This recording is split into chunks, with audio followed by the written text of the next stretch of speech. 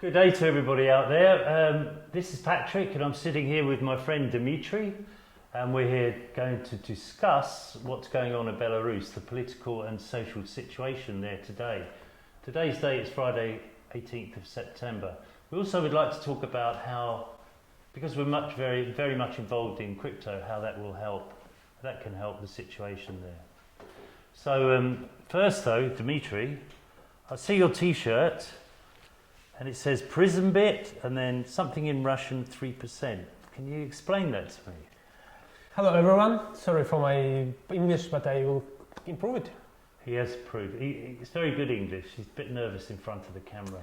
Yes, so Prismit is company I worked in for last year. 3%, it's like political joke because in Belarus everybody know that our ex-president Lukashenko, he has only 3% support from people. Right. And it's a joke that people painted on walls, on different shops, even on trees.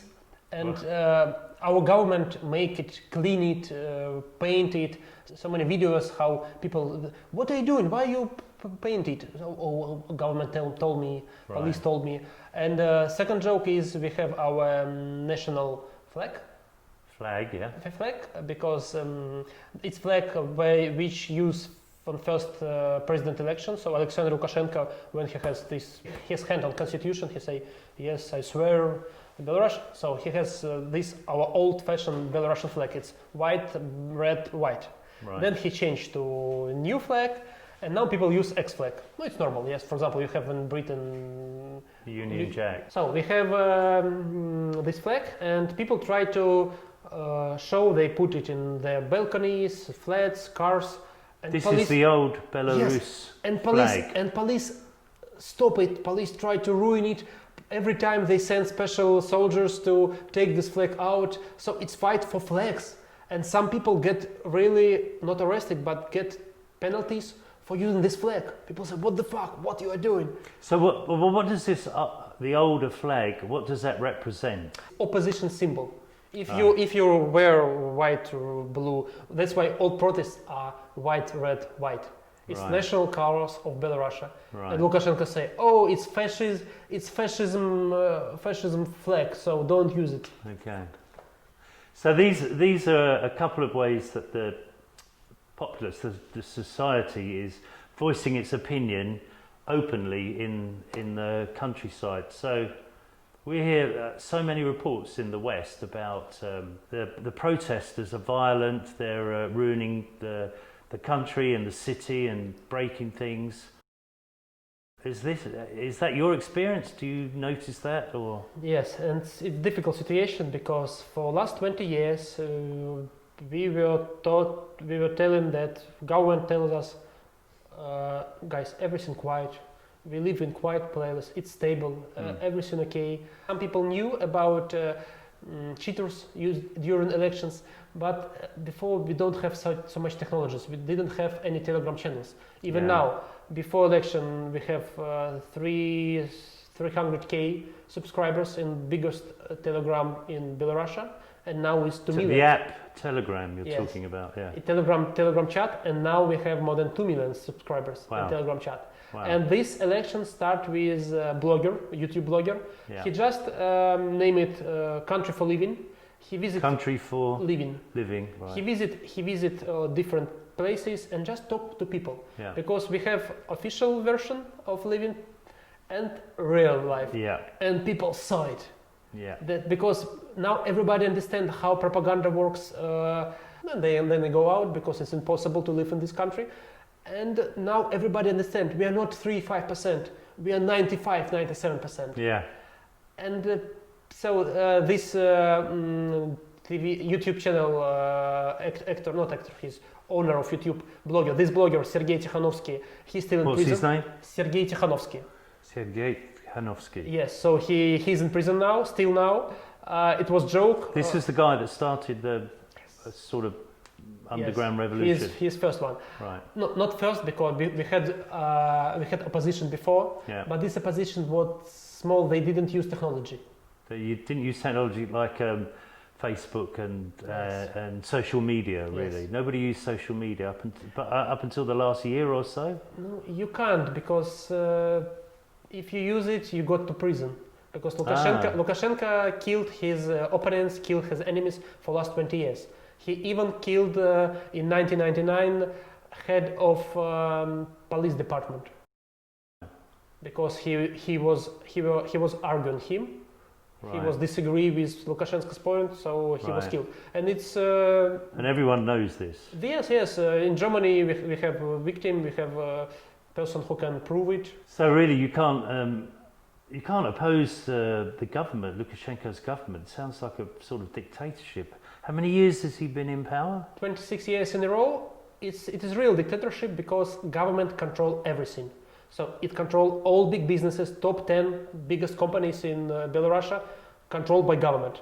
Right. If you're not okay with government just say, oh, you steal $20,000, go to prison for 10 years. Right. And the same they did with Sergei Tikhanovsky. Police came to his house, found nothing.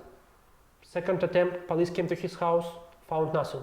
Third attempt, they found in a sofa $1 million. Of course. Of course. So they missed $1 million before. So pretty much after Belarus seceded, like 15 or 17 countries from the USSR. 15 countries. So is Belarus part? How is it integrated in Russia? How are they joined together? Are they completely separate? Are they autonomous sovereign country, or are they? What is their relationship with Russia?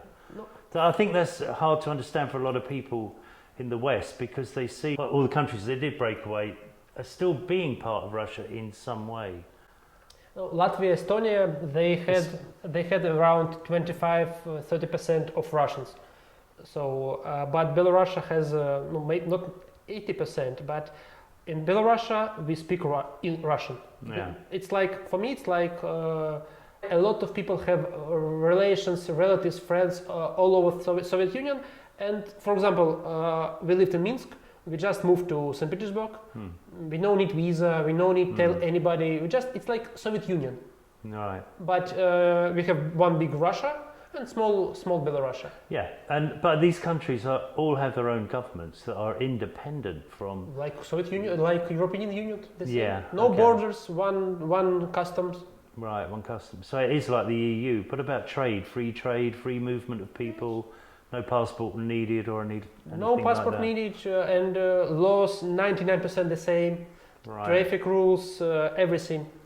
So, by what you're saying, it seems like the people of these countries actually want it to be like that, because they speak Russian. They have affiliation. They also have family and. Yes, but last 10 years, our president Lukashenko telling us from the TV, oh no, we don't want to be connected with Russia. Russia is big brother, but he's cheating. He will press us. We will be not young brother. We will be small sister. So no profit. They have so much money. They control oil. It's about Lukashenko's politics. So he tried to. Lukashenko is professional prostitute. So he tells a professional political prostitute. Prostitute. PPP. PPP, yes. So like in Spain, the he PPP. go to Europe and say, guys, if you don't give me money or help me, I will go to Russia and we will fight against you. Politics. So does Lukashenko and Putin, are they buddies? Do they hang out? Do they play golf? Do they go on holiday together? Putin hates Lukashenko because he cheated him a lot of times. First one, because they start these talks about cooperation more than 10 years ago. Putin has practically finished two periods of president. Sorry? It was time. Putin has practically finished his second period of president. Right. And in our constitution, it say maximum two, the same as in the States. Yeah. So they agreed to make cooperation, and what Putin thought, so we connect Belarus, so it's new country, so it's new constitution, I can continue. Yeah. And Lukashenko say yes, and last time Lukashenko thought he should be president because he's much clever, he has experience. So, but no, Putin, Lukashenko, so they have conflict here. So Putin have to make Medvedev president. Putin becomes vice president. Officially, it was Medvedev's president, but everybody says Putin. It was his third. Yeah. Then Putin returns and say, guys, sorry, 2 times in a row. Not you didn't read constitution correctly. It was 2 times in a row. You see, no, they forgot right in a row. So then Putin becomes that's politics. Fourth time, fifth time, and now last time he launched some referendum for changing constitution. It was 3 days or 5 days, 5 days referendum. I guess there's a bit more insight, and that's an interesting factor actually, the relationship between Putin and Lukashenko. Because I read recently in the British papers that Putin was offering $1.5 billion to help Lukashenko, to help his economy so he would look good in the eyes of it was funny. You should look more deeply their meetings. First, Lukashenko is 190 above. Putin is 172. In what? Height? Tall. Actual height? No. Okay. So 190, 172. When you look more deeply their position, Putin looks much bigger. So the specials put there on small chairs, like children chairs. When they have meetings. Yes. And yeah, that's psychology. That's psychological. And also Putin very high heels. Right. Yes, but look deeply. It's interesting. Like Tom Cruise. No, but yes, listen. Then, when we're talking about Belarusian economy, Belarus has debts around 40 billions, and I think around 60-70% is from Russia. Russia give credit for building nuclear power in Belarus. In Belarus, well, but Belarus no need. It has enough energy, and using nuclear power, you need to sell this energy. But whom he will sell? Latvia, Estonia will not buy because of sanction, and they don't need so much. Right. Russia will not buy. So Russia actually gave the money to Belarus. Belarus own Russia more than $6 billion officially, unofficially more than $20 billion, and don't forget about Belgazprom Bank. So it's part of Gazprom Bank. Gazprom. What is Gazprom Bank? We have Gazprom Oil Company. Right. It's biggest company. Friend of Gazprom. Head of CEO of Gazprom is Putin's best friend. Right. Gazprom is a Russian company? Yeah, biggest one. The biggest Russian company, gas. Yes. Supplier. And so they have banks in Russia, and this bank controlled for 99% Belarusian bank. Oh, okay. So this Belarusian bank vice president, he say, guys, I stop my business activity. I become, I go to elections to become a member. I won't become president. He's in prison now. Okay. So what Lukashenko say? This big fat guy, he's cheating.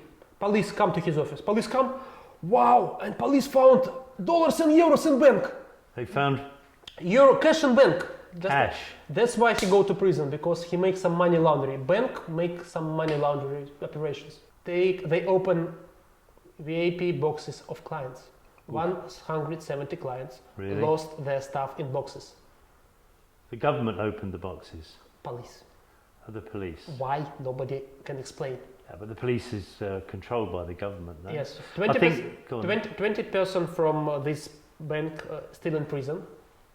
So nobody can tell anything. Government took their team to operate this bank, and this bank belongs to Russia. Yeah, that sounds like a circus, absolutely. So I want to tell that Putin has his agents in opposition too, and a lot of agents, and they understand it. yeah, So he's okay with both sides. Lukashenko stays, he has no choice. Or Lukashenko lose, Lukashenko says stay. If Lukashenko continue being president, yeah. he has no choice, because he has no relationship with Europe after his stupid things. And it's very interesting to see what Lukashenko telling every day. You see, we have problem in our country. It's America. They plan it for 10 years. Then it's Czech Republic and Poland. They control these Telegram channels and they do this. Yeah, this is the divide and rule. Get the people hating somebody else to take their mind off what's going on. Same as what's happening in America, same as what's happening in the UK. That's politics. So Where does crypto come into this? Can you explain to me how crypto can help the people or help the movement or help the situation? First, when government control all bank area, it have to be gray bank area, black bank area. People make transactions under the table. So crypto. This is using fiat currency, using the ruble. There's Belarus ruble and Russian ruble.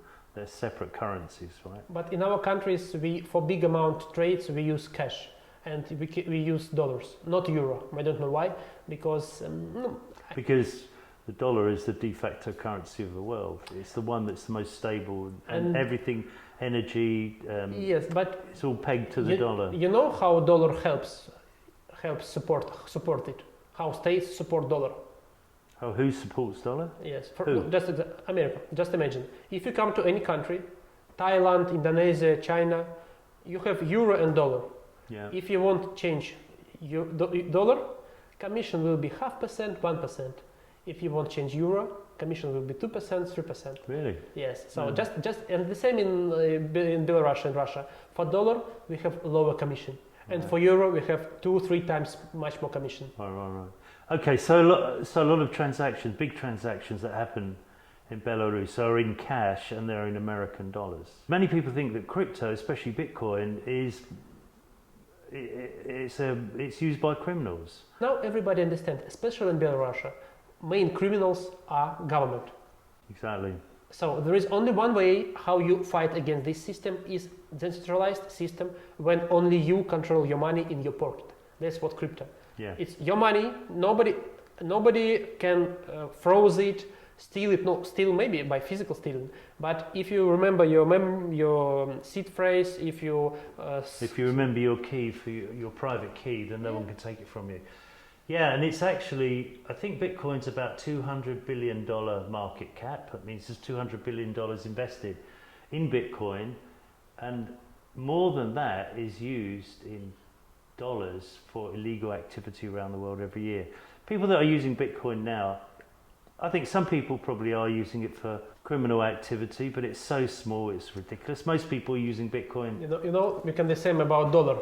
If people use dollar for criminal activities, just fire dollar or internet. Sometimes people use internet for sending messages. Yeah. Let's close internet. Yeah. And it's the fact that people that are walking around with dollars or any fiat currency in their pocket, in their wallet or whatever, are tantamount to condoning the use of money laundering and criminal activities, because these are the things that are used. Cash, money, dollar cash, euro cash is used for nefarious activities, buying and selling of drugs, guns. So if you use cash, you're actually using a currency that's used for criminal activities.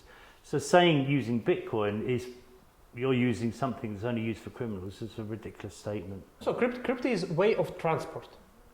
Yeah, it's only for buying and selling. It's a currency like any other currency. Digital currency for. And you can use any currency for whatever you want. You can buy and sell whatever you want it with it. So I see you got this thing on your T-shirt. It says Prism Bit. What is Prism Bit? Before it was just new exchange on market. We have thousands of exchanges. A cryptocurrency exchange. Yes, and of course, Binance is one of the best. Ocoin, Hobby, in Europe, Kraken, Bitstamp, Gemini, Coinbase. Yeah, there's actually a couple of thousand different exchanges. Yes, and in the world now. Now it's a social experiment, because we understand that on this market it's very difficult to get client.